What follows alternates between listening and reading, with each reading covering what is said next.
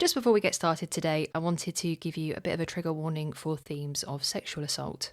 They come up in the section about modern day Kali.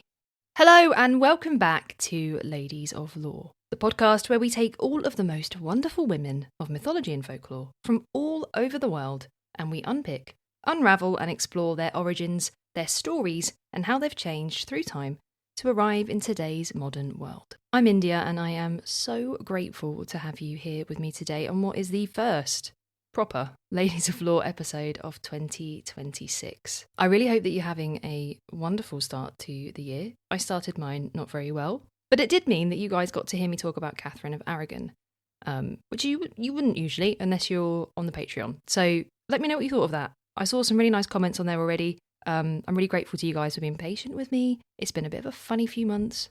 But I really loved making that episode on Catherine of Aragon months ago. So I'm glad that more of you have got to hear that. And I just actually released the second in my little Henry VIII's Wives series about Anne Boleyn over on Patreon just last week. But anyway, enough about that. I hope you are all having a really good January so far. January is a bit of it's an interesting month, isn't it? It's a very transitional month, you know? It's the first one of a new year, but it's also the one where everybody's trying to change and do all of the things that they promised themselves that they would do at the end of the previous year. And maybe by this point in the year, sometimes you're thinking, why did I say that I would do that? Am I really going to commit to this? This is where the real work begins, you know, in January. And I'm no stranger to failed New Year's resolutions. So I didn't really set any this year. The main thing that I wanted to achieve this year is to just be more organised. And I won't go into matters of detail because you're not actually here to listen to me talk about myself. But last year I was diagnosed with ADHD and that made things make a lot of sense for me about why I struggle with things. And I've been trying to do lots of things to give myself ways of doing life a bit better, you know. And my goal for this year is to really put all of those things in place and stick to them. And I feel really good about it. And a huge part of what I want to make sure that I'm doing is giving you guys episodes every 2 weeks, because that's what you subscribe to, right? And that's what I want to do. So here I am with the first full Ladies of Lore episode of the year. I'm so excited. I feel so positive.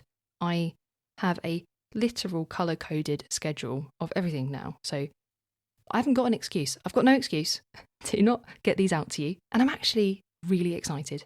I love doing this. I say it all the time. I love doing this. I'm really grateful for you all. Thank you for sticking around. And let's hope that 2026 is a great year for all of us. So as you might have seen from the title, we are talking about Kali today. Now I have had many comments over the time that I've been doing this podcast asking me to please talk about Kali. So here I am, ready to talk to you about Kali. Are you ready? Then let's go.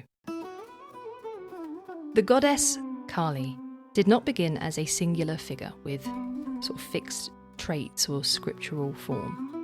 She emerged quite gradually and in a very complex way. She was a bit of an amalgamation of tribal mother goddesses, boundary spirits, battlefield deities, and Tantric void principles that converged over lots of time, over centuries, into probably one of the most paradoxical divine figures in world mythology. And Kali's name itself is rooted in the Sanskrit word Kala, meaning both time and black. In the Rig Veda, about 1500 BCE, Kala appears as a masculine noun, meaning time, as a devouring cosmic force. And just in case you don't know, the Rig Veda is the oldest known sacred text in Hinduism, and it's one of the oldest religious texts in the whole world. And it was written in around 1500 to 1200 BCE in early Vedic Sanskrit, and it's a collection of over 1,000 hymns, all dedicated to various deities of the Vedic pantheon, like Indra, Agni, and Soma. And these hymns were more than just theological. They were ritualistic, they were cosmological and also poetic, and they were passed down orally for centuries, far before they were written down. The Rig Veda sort of lays the foundation for a lot of Indian philosophy and cosmology and spiritual practice, but goddess figures like Kali don't appear there in a sort of fully fleshed out form within its verses. But there's a lot of early sort of conceptual ground here, which was very much fertile for the eventual personification of Kali as time who devours all. We see the first really clear personified reference to Kali in the Atharva Veda of around 1000 BCE, but she is in quite a minor role here. She's not this great goddess. She's actually one of the 7-tongue goddesses of Agni, the fire god. Here she is Krishna Kali, the black tongue, a fierce and devouring aspect of the sacrificial fire. So even then she is marked by destruction and hunger, but she's not quite yet deified. It is around the Gupta period where you can see her start to transform. And this was for a few reasons. So the Gupta period is often actually referred to by historians as a bit of a golden age of ancient India. It's very much marked by flourishing art and literature and science and spiritual thought. And the Gupta Empire was politically stable and it was culturally vibrant. And it provided the conditions for this sort of intellectual exploration and, most importantly, the consolidation of sectarian traditions. So Vaishnavism, Shaivism and Shaktism all began to really formalise their theologies, their rituals and their texts. And it was in this time period that the Puranas, which was a vast genre of mythological literature, were very actively compiled and revised, incorporating all of these earlier Vedic deities alongside new emerging goddess figures. And that allowed local and folk goddesses to really get absorbed into a broader Sanskritic religious framework.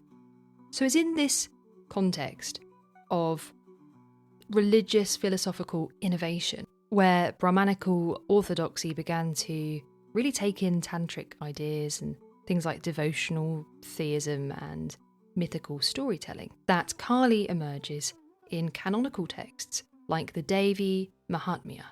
And her appearance there reflects not just the creation of a new goddess figure, but actually the birth of a whole new paradigm of divine femininity, where the goddess is not just consort or complement, but actually a cosmic agent in her own right, an ultimate reality.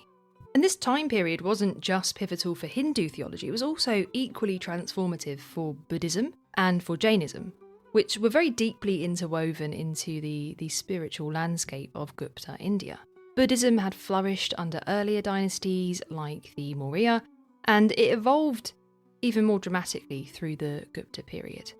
Probably the most significant development was Mahayana Buddhism, which began to take a bit more of a stronger hold. And that emphasised cosmic Buddhas, bodhisattvas, and, very importantly to us, female deities like Tara and Prajnaparamita. These goddesses shared a lot of attributes with emerging Hindu figures like Kali, especially in their roles as protectors and guides through fear and death, and also being embodiments of ultimate wisdom, or prajna. In fact, it has been suggested by quite a lot of scholars actually that there's a bit of cross-pollination going on between Buddhist Tantra and Shaiva and Shakta Tantra during this time. And that really shaped all of these traditions' iconographies and metaphysics. So for instance, the Buddhist concept of the wrathful deity, a terrifying figure who protects by destroying illusion, is quite close to the function of Kali. And then with Jainism, there is art from this period that shows female yakshis and goddess guardians, and these were, in Jainism, fierce protectresses who probably reflect the same cultural movement that gave rise to Kali. So there was this really broader acceptance of feminine power. And you know what? We love to see it. We love to see it. So in a lot of ways, the Gupta period really cultivated this shared sacred vocabulary. It was deities who were no longer just these distant cosmic rulers, but they were immediate, transformative, and often feminine. So Kali wasn't an anomaly in this movement, and I thought that was interesting. So I told you that. That's my little tangent for now. There'll be more, I'm sure. So yes, during this period, the Devi Mahatmya talks about Kali, and in this text, she is born of Durga's brow during the battle against the demon Raktabija, And it is a moment of divine necessity. Durga's composure breaks into this sort of cosmic rage, and Kali is basically wrath itself weaponized to get justice. So Kali comes out, and what is most significant about that moment is that she's never reabsorbed. She's unleashed, and then she stays. She can't just be sort of neatly folded back into all of these systems that gave birth to her. So she really stands out as an archetype of something that I read about, which there's a scholar called Wendy Doniger, and she's coined this term called the goddess outside the box. And basically that's a really ferocious and liminal goddess who cannot be contained. And there has been some archaeological evidence from around this time period where things like terracotta figurines and some early stone sculptures from Bengal and Orissa display wild hair, tooth-bearing female figures with very exaggerated tongues and weapons. And these are traits that would later go on to define Kali. And although a lot of these did lack any kind of accompanying inscriptions or explanations of what they actually were, many scholars do think that they are representative of sort of proto-Kali-like figures, linked to things like cremation ground worship, tribal protector deities, and possibly some local forest goddesses. Now, as Shakta theology evolved, Kali's status grew. In Tantric cosmology, particularly through texts like the Yogini Tantra, the Colonial Tantra, and the Mahakala Samhita, Kali emerges as not just this weapon of divine will, but actually as the first vibration, or the source of all manifestation, the goddess from whom even Brahma, Vishnu, and Shiva arise. Here she is the Mahakali, eternal, formless, and associated with the black void before creation and after dissolution. This Tantric Kali is inseparable from her cremation ground context. Shaktas view the cremation ground not as macabre, but as a sacred threshold. And at this place, things like ego and name and form and illusion are all burned away. And worshippers would go to these sites, they would meditate, they would recite Kali's 108 names or engage in rituals, things like drinking wine, eating meat, or ritual sex. And they would do this to break social and psychological conditioning. Kali's nakedness represents this total divestment of illusion. So I just want to go back a second and talk about what Kali looked like in her earliest known form, as recorded in the texts that we've just spoken about. In her earliest appearance in the Devi Mahatmya, Kali erupts into being, as I said. And she's already fully formed in this instance. And the image that the text sort of conjures is very stark and almost elemental, really. It's very much untamed by time or social norms. She's described as pitch black in complexion, darker than the darkest night, her skin absorbing all light, symbolic of that void from which, like I said, creation and dissolution arise. Her hair is loose and dishevelled, and it sort of cascades in waves down her back. Her eyes are bloodshot and furious, filled with all of this divine wrath. Her mouth is wide open, revealing very long, sharp teeth, and from it her tongue lolls outwards, dripping blood, symbolising her unstoppable appetite for destruction and her role as a devourer of evil and ego. She wears a garland of freshly severed human heads around her neck, each one representing a slain demon, but in tantric interpretations, these were more representative of an ego or illusion that has been overcome. She wears a skirt made of severed human arms, symbolising the dissolution of karma and action, and she carries a sword, glinting with her divine fire. And in her left two hands, she carries a severed head, and in her right hand, she offers mudras, or gestures of protection and blessing. So there's a little bit of a contrast, a little bit of a paradox there. So on the one hand, on the two hands, I just made myself laugh there, it wasn't funny. On one side of it, you've got the promise of terror, of many, many beheadings. And then on the other side of it, you've got this promise of blessing and grace. She's a paradox. She is a paradox.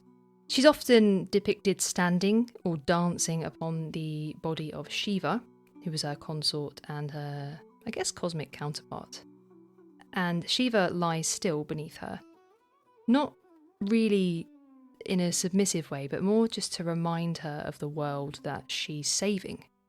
The moment her foot touches his chest, her tongue extends in this sort of sudden realisation.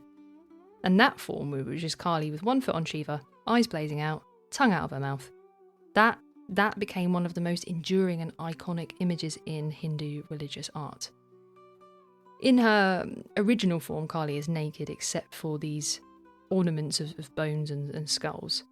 But it's not a sexualised nudity. It's definitely more symbolic. It's symbolic of her freedom from illusion, her transcendence of form, and her sort of primordial nature. She's terrifying, but she's also liberating.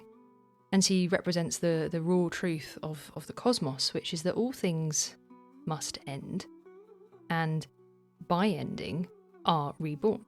So this early image of Kali, very much unapologetically violent, definitely not an image that was meant to be a soothing one. I don't think this was there to make anyone feel better. It was definitely more there to be confrontational. She wasn't depicted in temples, but in cremation grounds. You know, she was at the edge of villages. She was where boundaries blur. You know, and it's often said that in those spaces where there is a transition from one space to another, this liminal space, that is where the divine is most potent. And Kali is also associated with specific animals and elements. The jackal is her common attendant, and the jackal is a scavenger, a bit like Kali, and it operates outside civilization's bounds. There's also the owl. In some Eastern Indian traditions, the owl serves as her messenger. And the colour red, which is very prominent in her rituals, which also symbolises blood, menstruation, life force, and Shakti. Well, now we know what she looks like. How do people worship her? Well, in early Kali temples, like those at Kalighat, which is modern-day Kolkata, there is a major spiritual centre, and part of this spiritual centre features an idol of Kali with a tongue which is tipped in gold. And that to this day still draws masses of pilgrims every single year. And at places like these temples, rituals often involved things like offerings of red hibiscus, animal sacrifice, and nighttime devotion. There was also a little bit of blood sacrifice, I won't lie to you. And while that might be a little bit controversial today, it was actually at the time understood not as gratuitous violence, but more of a transaction of energy, you know, helping to restore the cosmic balance. Devotees approached Kali not to be saved, but to be seen, you know? They wanted her to see them in their full fear and their full grief and full surrender. I found a quote about Kali by Lynn Falston, who has written about Hindu goddesses and the divine feminine. And she wrote that to come to Kali is not to come for comfort, but for truth. She will not lie to you. She will take what is false and burn it away. Which I just thought was really fascinating quote, and it was very representative of what Kali was there for. Because Kali is the goddess of time, of death, of transformation, and also of liberation, wisdom and raw divine power. So this idea of her taking what's not real and what's not needed and burning it away is very much representative of that, isn't it? Of time, of transformation, of death. I really like that. So now you've had to hear it. By the end of the first millennium, Kali had become fully integrated into the Shakta pantheon, while still retaining her edginess. She wasn't like the other girls. She was not softened like Lakshmi. She wasn't elevated to like queenly heights, like people, for example, like Parvati.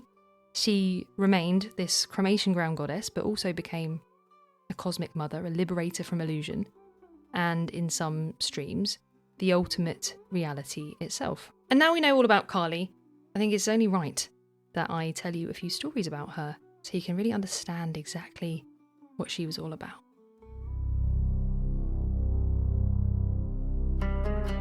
The battlefield was drenched in chaos. Steel clashed against steel, the sky split open with the cries of war, and the scent of blood hung in the air, cloying. The forces of the goddess Durga had held the line for days, but now something darker threatened to overwhelm even her divine strength, because Raktabija had entered the fray. Raktabija, the demon general, was unlike any warrior that Durga had faced. A boon granted to him by the gods had made him nearly invincible, and from every drop of his blood that touched the earth, a new Raktabija sprang forth, identical in form and in fury. Slash his arm and 100 more would rise, strike him down, and legions emerged from the puddle left behind. Durga, magnificent on her tiger mount, wielding 10 weapons in her many arms, fought with celestial precision. She sliced through enemy lines, she cast spells, she hurled divine missiles, and yet with every wound she inflicted on Raktabija, the battlefield just grew darker with his clones. The earth groaned beneath the weight of multiplying demons. The balance was slipping.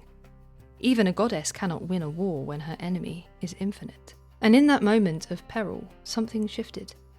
Durga's brow furrowed, not in fear, but in fury. Her rage was not blind. It was divine. And from that fury, from the knot of tension in her forehead, a figure burst forth.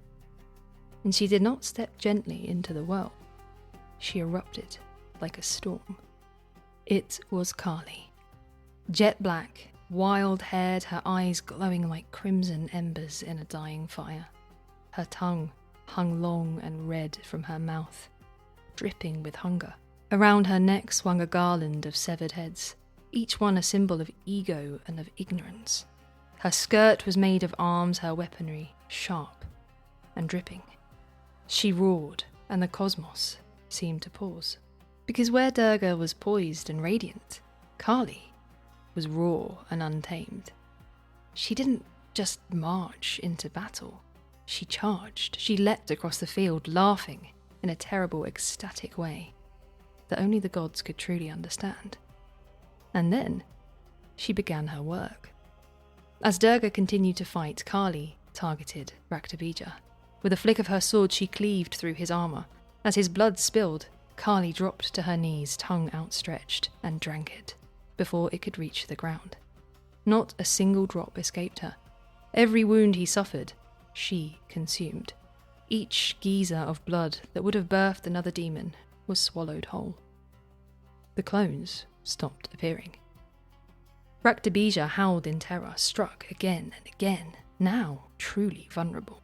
No longer was he an army unto himself, and in the end, the great demon fell not with a thunderous, dramatic final blow, but with 1,000 cuts and the tireless hunger of a goddess who would not let evil multiply, unchecked. But even with the demon vanquished, Kali did not stop. The battlefield was empty now, save for her, and the bloodlust still surged through her body. So she danced. She danced atop the corpses of the fallen, her feet crushing bone, her mouth uttering mantras older than language. Her victory dance was no celebration. It was a cosmic force in motion, uncontainable, destructive. And the gods began to worry. What had they unleashed? The world trembled at her feet. Mountains cracked, oceans stirred, time itself seemed to bend. If Kali continued, there would be nothing left. The universe would collapse into her dance of annihilation. And so Shiva acted. He did not approach her with weapons or with words. He lay himself down in her path, quietly, devotedly, a final offering. And when Kali's foot came down, landing on his chest, she stopped. Her red eyes widened in shock. Her tongue, still dripping, now fell in sudden awareness. She had stepped on her beloved, and the trance broke. The destruction ceased. That moment, Kali frozen mid-step, tongue extended, foot on Shiva's chest, became one of the most enduring images in Hindu iconography. It's not an image of submission, as some later interpreters claimed. It's a moment of recognition. A divine being pulled back from the brink by love and consciousness. And for the devotees and communities who recited this story, it's not merely a tale of this cosmic battle. It's a very profound and theological assertion of divine feminine power as the ultimate force against chaos and evil. Kali's fierce appearance represents protection and purification. She was the embodiment, remember, of divine wrath. She was unleashed for the preservation of the cosmic order. So to those who told this story, especially in Shakta traditions, it affirmed that the universe itself was governed not by passive divinity, but by active maternal forces. And her dance, although, it's terrifying, it did offer the promise of liberation, of the annihilation of not just demons, but of things like ego, illusion, and fear. So in times of political or social turmoil, Kali went on to become a symbol of hope and righteous rage. Now I'm going to tell you one more story, which is the story of Mahakali, the goddess who devoured the universe. There was a time, before time itself, when the fabric of the cosmos began to fray. The heavens trembled. The balance of the universe, upheld by three great deities, Brahma the creator, Vishnu the preserver, and Shiva the destroyer, was unravelling. Not through war or corruption, but because the divine order itself had become indifferent, maybe complacent.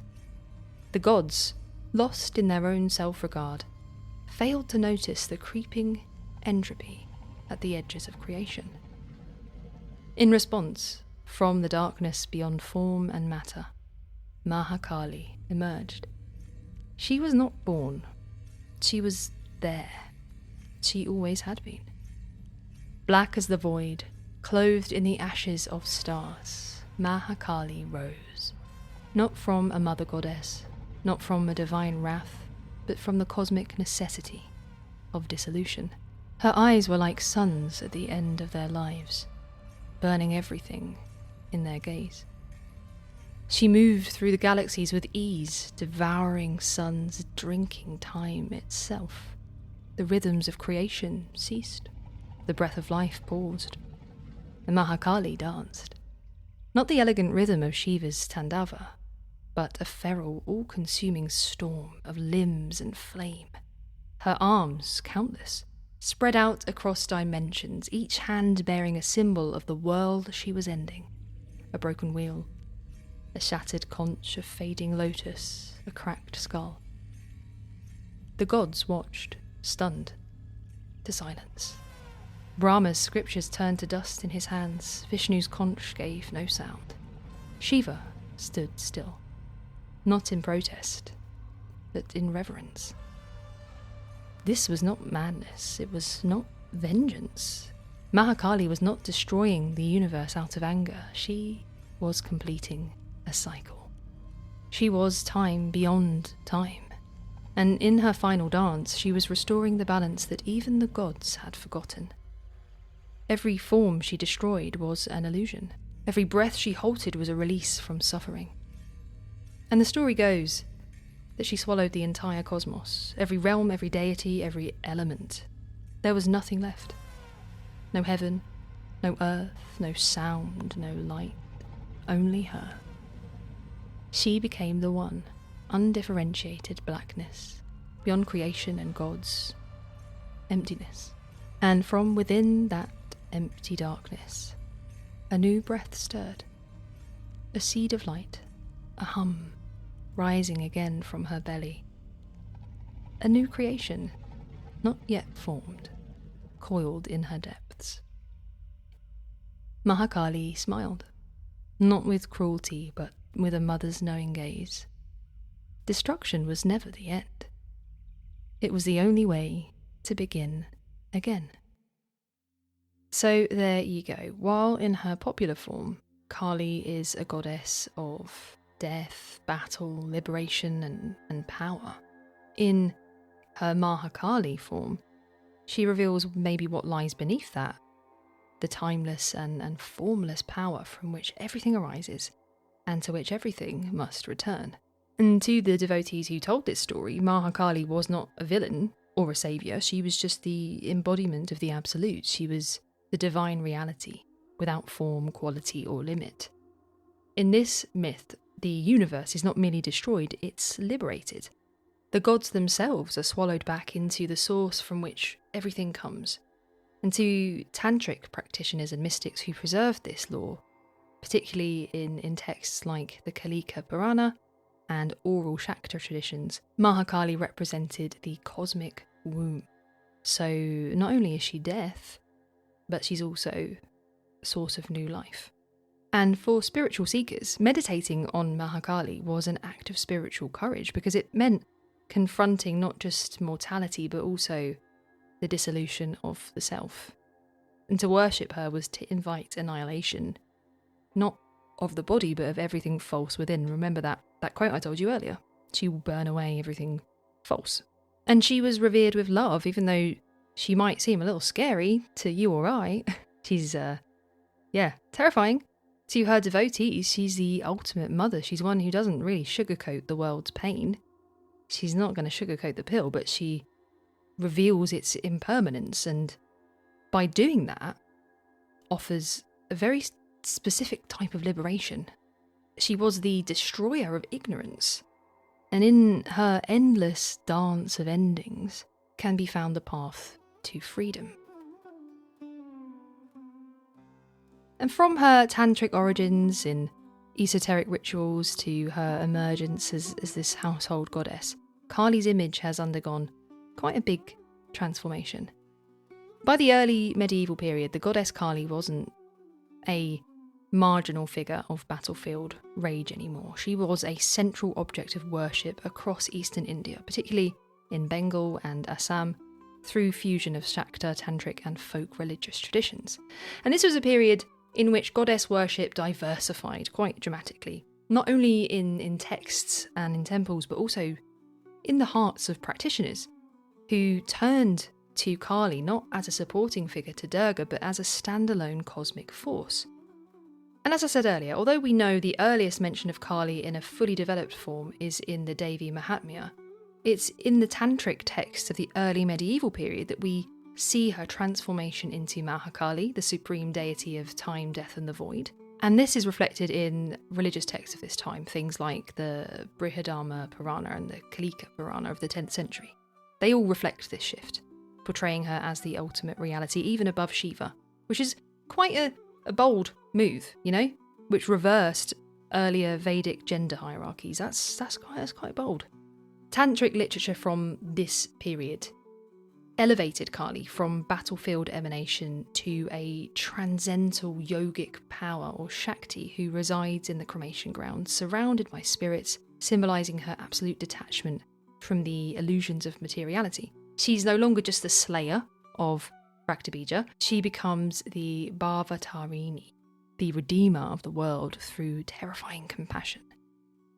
In terms of iconography, she's in this period very consistently described, probably in the form we recognise most today. Black or deep blue in colour, dishevelled hair, 3 eyes, representing past, present and future. Again, the garland of skulls and severed heads, the skirt of severed arms, and that big protruding tongue. Her 4 hands carrying the cleaver, the head, and has the gestures of blessing and fearlessness. Her foot rests on the prone Shiva, either as a consort or a cosmic stillness. And this kind of iconography appeared not only in sculpture and temple murals, but also in yantras, which were sacred geometric, diagrams, and in ritual manuals used in tantric spiritual practices. And these visuals were not simply symbolic, they were believed to actually contain her presence. And as Kali's mythology expanded, her worship became increasingly associated with left-hand tantric practices, particularly in Bengal and Assam, which were becoming strongholds of Shakta Tantrism. And these practices offered ritual offerings of blood from animals, wine, meat, fish, and sexual rites. And these are substances and acts that are considered impure by more orthodox Brahmanism, but were embraced in Tantra as tools for transcending duality and breaking social and spiritual taboos. Kali's association with the cremation ground and death and the dissolution of ego, made her especially central in Aghora and Kapalika sects. And these lineages are known for their radical renunciation and ritual engagement with death, and they both elevated Kali as a liberator and a devourer. Again, that goddess who destroys illusion and grants liberation. Bengal, by the 10th century, had emerged as a bit of a spiritual and cultural stronghold, really, of Kali worship. While Tantric Buddhism still flourished in nearby regions, it was Bengal where Kali became both a tantric deity and a village goddess. In these settings, her rites were often syncretic, so they blended tantric ways of doing things with local beliefs. And the oral transmission of her stories, often in vernacular Bengali, allowed her worship to really penetrate deeply into rural and non-Brahmanical spaces. And this period also saw the emergence of the important Shakti Pithas, which are sacred sites associated with the dismembered body of Sati, who was an earlier goddess form. And like I mentioned earlier, one of the biggest and most important sites was Calicut in what is now Kolkata. And that rose in prominence from at least the 12th century. And though the current temple structure is a bit more recent, there are historical references that suggest that Calicut functioned as a major centre of Kali devotion in the early medieval period, especially linked to her yoni, or vulva, symbolising her creative and destructive potency. And the worship there was very direct, and at times probably a little bit shocking to outsiders. It was very much driven by the belief that Kali must be approached with rawness and honesty. By the 13th century, Kali's theology had split into two broad streams. You had the esoteric Tantric stream, which saw her as the supreme void, the Nirguna Brahman in feminine form. And then you had the devotional stream, in which she was imagined as a tender, loving mother, Ma Kali, a paradoxical protector whose terrifying exterior concealed this infinite compassion. And these dual aspects, which would later dominate her reception in the modern period, were already being shaped here, during this crucible of the early medieval world. And if you think about the context of medieval India's broader religious landscape, Kali stood out, really, in very sharp contrast to other divine feminines. While goddesses like Lakshmi or Saraswati were emblematic of domesticity, of beauty, and of learning, Kali came along and shattered all of these normative frames. She wasn't this celestial queen, she wasn't this doting wife, she wasn't beautiful, sexualized. She was time itself, and through her, devotees were invited to engage directly with death and impermanence, and this idea of there being an ultimate truth. And by the 17th century, Kali had become one of the most dominant religious figures in Bengal, where a confluence of folk and tantric and devotional bhakti traditions got her as both cosmic principal and intimate mother. And during this time, Bengal was a volatile zone of political transition, from the Mughal rule to the rise of local zamindars, eventually leading to the British East India Company control in the 18th century. And those shifts directly impacted religious life. We've spoken about it before. We know colonisation has such an indelible impact on religious practices, and things like temple patronage and just the everyday experience of Kali worship was disrupted by these changes. And during that era, the Kaligat grew into one of the most significant temples dedicated to Kali. And though the current brick temple was built around 1809, earlier structures existed and were patronised by both Hindu elites and urban lower castes, especially the Patua and artisan communities, who developed this distinct visual style now known as Kaligat painting. And these paintings, which became prominent in the 18th century, portrayed Kali in very bold, exaggerated, and sometimes satirical forms, a very much populist devotional art form that made this goddess accessible to everyone. And although her iconography remained fearsome, it did become a little bit more localised. The Kaligat depictions often softened her violence. They gave her fewer arms, they gave her more expressive facial features, and increasingly maternal poses. Now, usually, like we know, she would have her foot atop Shiva and this big lolling tongue with blood all over it.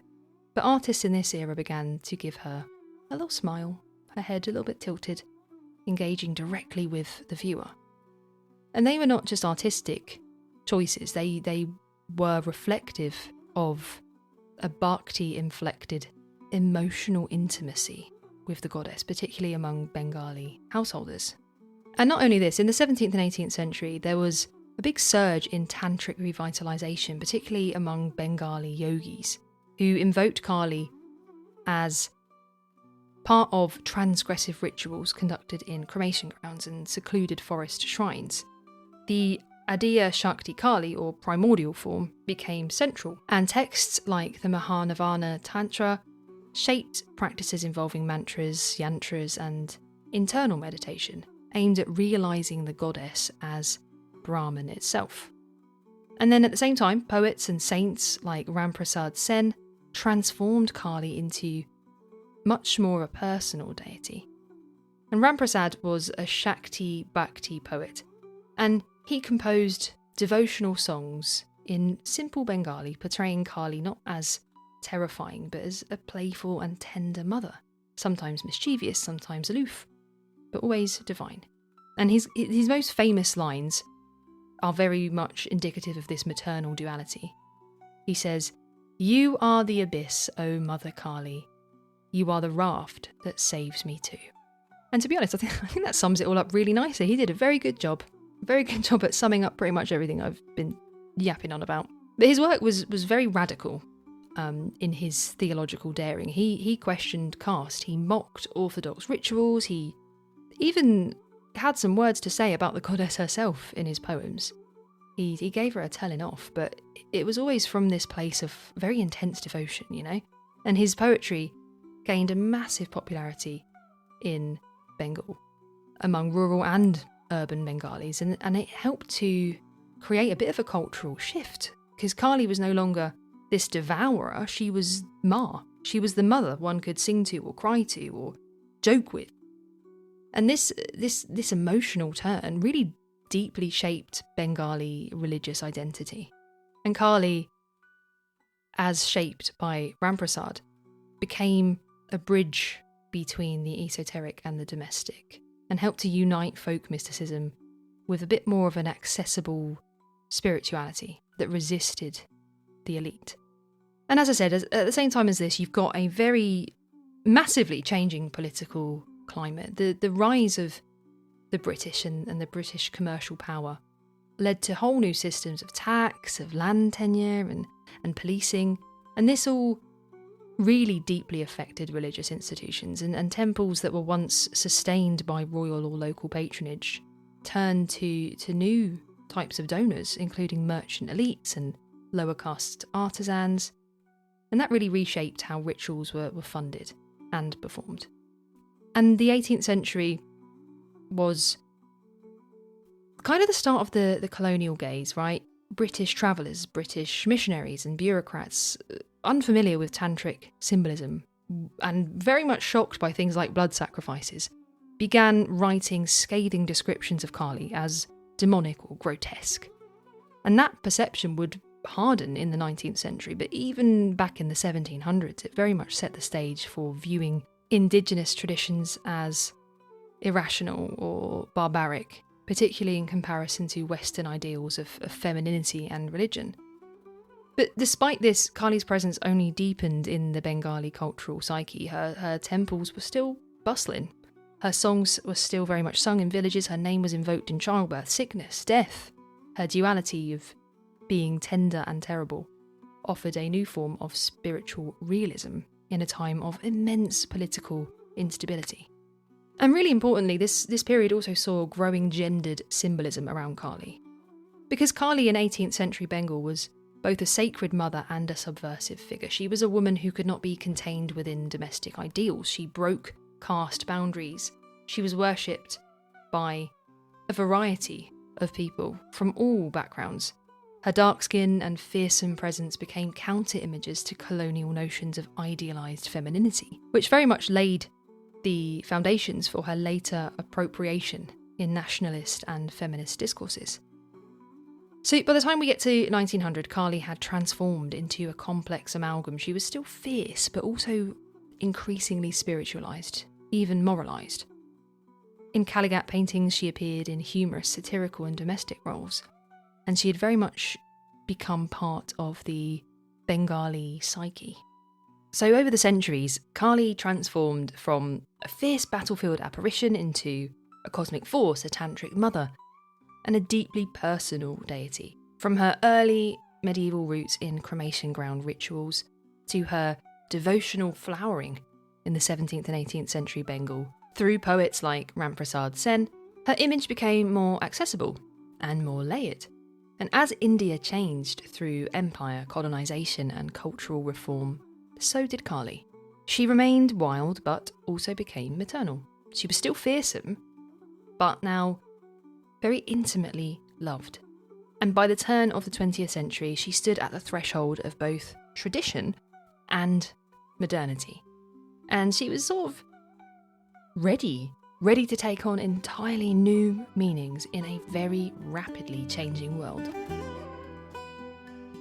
Today, Kali is not only worshipped in the temples of India, but she's invoked, painted, sung, studied, reimagined and even re-enchanted across the world. Her presence pulses across rural Bengal, metropolitan Kolkata, feminist covens in California, yoga studios in Berlin, and protest movements in Delhi, and probably many more. The goddess who once danced alone in the battlefield is now kind of centre stage in a very vastly different world, a world that's shaped by migration, feminist thought, and global spiritual networks. In India, Kali remains a living deity. That large temple in Kalighat continues to draw thousands of devotees every day. She is worshipped with intense devotion during Kali Puja, which coincides with Diwali in eastern India, and the festival is a night-long ritual of lamps, blood sacrifice, although this is now often symbolic or very limited, and spiritual ecstasy. In more rural and tribal areas, she is honoured in local shrines, still in cremation grounds and village festivals, often through rituals that blend tantric and folk practices. Rituals that allow devotees to experience her not as an abstract principle, but as a real and tangible presence. However, Kali's reach in the 20th and 21st centuries has moved far beyond her homeland. As diasporic Hindu communities established temples in places like the UK, Canada, the US, the Caribbean, Kali temples followed. So, for instance, in Trinidad, Kali is worshipped under the name Kali Mai, often alongside other deities like Mariamman, in this sort of hybrid South Indian diasporic situation. In North America, temples dedicated to Kali and, in general, Shakta deities have really flourished since the 1970s. And this has been shaped both by immigrant communities and also just spiritual seekers who find themselves drawn to Hinduism's divine feminine traditions. And what's very interesting here, and what I think is quite notable, is how Kali has undergone a lot of reinterpretation through both diasporic negotiation and Western spiritual imagination. And I read a bit of a thesis called From the Temple to the Witch's Coven, and that was written by a scholar called Nina Kachuk. And basically in this work, Nina explores how Kali was adopted into goddess spirituality movements in North America. And these types of movements, especially among feminists who were disillusioned by the patriarchy, which, as we all are, embraced Kali not as a foreign deity, but as a symbol of transformation, death and rebirth. And she appeared in ritual circles, in feminist writings, and psycho-spiritual therapy sessions. And for these types of communities, Kali's presence, her shocking appearance, her tongue, her skulls and severed heads and blood were not scary, they weren't terrifying, they weren't off-putting or barbaric. They were liberating. She was the death of ego. She was the power she was like the power of women's rage, reclaimed and ready to pop off at the patriarchy. But it is important to note that this kind of reclamation by the Western world has sparked debate, because Western appropriations of Kali can sometimes dilute her depth, and sort of detach her from her tantric, caste-based and historical roots. And it has been argued that while goddess figures like Kali are very empowering, lifting them and taking them away from the context that they were created in risks turning living traditions into symbols for Western identity politics. And then there is, on the other hand, other arguments to say that reclaiming Kali in the Western world can also be a bit of a form of diasporic healing, especially for South Asian women negotiating things like colonial trauma, racism, and body politics. Kali's feminist potential has emerged probably most powerfully in India's own activist landscape. Since the late 20th century, feminist arts and thinkers have embraced Kali as a counter-image to the very idealised, domesticated Hindu woman. Because in contrast to these icons of submissive virtue, like for instance Sita, Kali is very unapologetically dark and wild. She's unmarried, and she's bloodthirsty. She's slaying, literally. She's screaming, devouring, and protecting. And feminist groups have invoked her in protests against things like sexual violence, honour killings, and gendered caste oppression. In 2012, after the infamous Delhi gang rape, images of Kali began appearing in protest posters, her tongue not in shame, but in rage. And this idea of Kali being a little bit of a shapeshifter has extended very much into global popular culture. And Kali has perhaps more than any other Hindu goddess really transcended these religious boundaries to become a striking figure across the globe in lots of different forms of media. Because if you think about it, her iconography, this black or blue skin, her tongue, necklace of skulls, all of that, it really does lend itself to very powerful visual representation. And modern media hasn't only reproduced her form, again, it has reinterpreted, recontextualised, and sometimes even weaponised, much like what I've just mentioned to you. In film and television, for instance, Kali's presence can be felt in a variety of ways, both subtly and very much in your face. One of the most famous cinematic uses of her image in the West is in Indiana Jones and the Temple of Doom in 1984, where the Thuggee cult worships a grotesque fictionalised version of Kali. And this portrayal sort of cemented Kali in the Western imagination as a goddess of evil. And that is a very deeply problematic image, shaped a lot by colonial fears rather than any kind of actual historical or theological accuracy. And a lot of scholars who've written about this movie in relation to Kali have argued that these types of portrayals really contribute to a racialized spectacle that misunderstood Kali's fierce compassion and just sort of puts her in this Western idea of good and evil, dark and light, this binary of good and bad. And it's a lot more nuanced than that, as we know, because we've learned about Kali now. And where you can find the nuance is in contemporary Indian cinema and web series, which have offered a lot more of a well-rounded portrayal of Kali. Directors like Satyajit Ray and Ritwik Ghatak used Kali symbolically to represent maternal rage and revolutionary power and cultural decay. And there's a short film called Devi, which was released in 2019. And if you can get hold of this, I'd really encourage you to watch it. And in this short film, Kali imagery is evoked to portray a group of women who have survived sexual violence. Each one of them carry their own stories of trauma and vengeance in a way that really resonates with Kali's idea of fearsome justice. If you can get hold of that, I really would encourage you to watch it. In more recent Indian horror series and mythological reboots, she is increasingly portrayed as both a protector and a punisher, sometimes literal and sometimes in a more metaphoric and abstract way. In modern literature, Kali emerges once again as a symbol of feminine power and rage.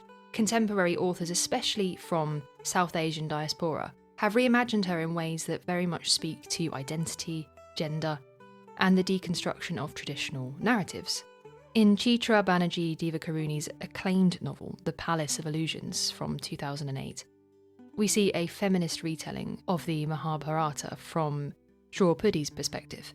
And Kali's presence in this book looms very symbolically and embodies female strength and destruction amidst this sort of epic cycle of violence. And Diva Karuni has spoken about Kali as an archetype of power that lies sort of outside the rules, and an inspiration for women forced to navigate unjust systems. And similarly, in Manjul Bajaj's novel In Search of Here, and in Kavita Kane's mythological fiction, Kali often appears again as this sort of shadow presence, and she's invoked when female protagonists confront betrayal or rage or rebellion. So in this kind of way, her iconography becomes a bit of a tool through which women challenge the narratives that have been set for them. And this extends into things like graphic novels, where Kali appears a bit more explicitly. Works like 18 Days or the Amar Chitra Katha, which are mythological comics, they retell her origin stories. And then there's a lot of independent South Asian creators who use her imagery to challenge colonial narratives, explore queer gender roles, and explore themes of intergenerational trauma. So Kali, in the world of literature, through these sort of lenses, is very much a narrative force. She's a figure that authors call upon when they need a symbol for transgression, for protection, and radical transformation. And not only is Kali seen in literature, in visual art she continues to be radically reimagined. Indian feminist artists like Nalini Malani, Arpita Singh have used Kali's iconography to confront themes of rape, of war, of female madness and political injustice. In Malani's multimedia work, Mother India Transgression, Kali's figure erupts across canvases and combines mythology with newspaper clippings and images of violated women. And I'll put some links in the show notes so you can have a little read up about Malani's work, because it's fascinating. It's very much like a combination of Eastern and Western mythologies and aesthetics to confront and address interreligious violence in India, with a particular focus on how that affects women. And it's just fascinating. It's very, very interesting to read about. I will, like I say, put some links in the show notes to some images and to a little bit of a exploration into her work, so you can have more of a read about that if you'd like to. And beyond this, the impulse to use Kali in this sort of activist sense extends to digital art and to things like Instagram-based activism. There are artists like Chitra Ganesh and Shefali Jawar who take Kali and they remix her a little bit into this sort of like glitch art, I think it's called, and Afro-futurist aesthetics. And there's actually a really viral image in about 2022 which depicted Kali in riot gear standing amid Delhi tear gas clouds. Again, her tongue out in this symbol of open defiance, and her garland of skulls in this image is replaced by microphones, which I think is such a powerful comment on silenced women. And it's these types of reinterpretations, especially among Gen Z South Asian creators, that are less about being devoted and about religion, and it's more about identity and resistance and reclamation. And there are loads of images like this. You don't need to look very hard to find them, but I will put some links in the show notes as well. There's loads. There's other ones where Kali has a raised fist instead of a sword, and her garland is made of hashtags and slogans like "Me Too." And these are very hybrid expressions, right? And they might be a bit controversial, but they do say something about Kali, which is that she's got this very unique and powerful ability to embody both tradition and continuity, but also change and revolution and critique. And Kali also appears in music, in references both subtle and not subtle. Indian classical compositions often invoke her, but global artists have also embraced her symbolism. And she appears in video games like Smite or Shin Megami Tensei, and these types of appearances just show that she's had even more of a transformation into this exoticized, stylized figure. And these images of her in video games, they are, don't get me wrong, it's cool to have her, very thrilling in terms of like game mechanics, but they do often sanitize her a little bit, or maybe misrepresent her depth. And when I was reading about where to find Kali in video games, I did actually read a quote, which kind of goes back to what I said earlier about this sort of westernized adoption of Kali. And it warned of what they called a commercial flattening of Kali in these types of games, where divine rage becomes merely aestheticized violence. And I just thought that was a really interesting take on it. Like I said, Kali is definitely one of the most popular Hindu goddesses in terms of appearances across various different types of media. She's even made her way into the world of fashion. Her image, particularly her tongue and her sculpt, has appeared on things like t-shirts and tattoos and runway prints. And while some view this as a demeaning commodification, others see it as part of her ongoing mythic power to disrupt and provoke, and really to just like inhabit the world's darkest corners without any apology. But I guess whichever way you look at it, in the end, what becomes really clear is that Kali isn't a passive symbol. She's continuing, even to this day, to challenge not only gender norms but artistic boundaries, and really forcing us to rethink divinity, femininity, and power in the modern world. And yet, amid all of this transformation, Kali's sacred function remains, whether you approach her in tantric ritual, poetic chants, or feminist meditation, or political protest. Kali continues to offer what she's always offered, really, right back from the start, which is the power of dissolution, of ego and structure, of falseness and oppression. She offers freedom. She offers terrifying, ecstatic, and real freedom. And I'm going to end this on a quote that I read, because I've got to get another quote in here before I finish. There's a quote that I read by June McDaniel, and she said that Kali's gift is not comfort, it is clarity. She removes masks, she burns illusions, and then, perhaps, she smiles. Thank you so much for joining me on today's episode of Ladies of Law. It's been so lovely to do this. I'm so excited to be back. I'm so excited to be back on schedule. I've got so much good stuff coming for you. I really hope you've enjoyed hearing all about Kali today. If you have, please feel free to follow or subscribe on your favourite podcast platform. All of the links to everything is down in the show notes, along with the sources that I used to write today's episode. You can also find the links to the Patreon there if you'd like. No pressure. Once again, though, I'm really grateful that you are here, that we are in 2026 and I'm still doing this, and that you guys are enjoying it. I appreciate every single one of you, and I read all of your comments, and they make me smile. So I just wanted to say thank you again. And I'll be back next time to unravel another thread in the rich tapestry of women in mythology and folklore.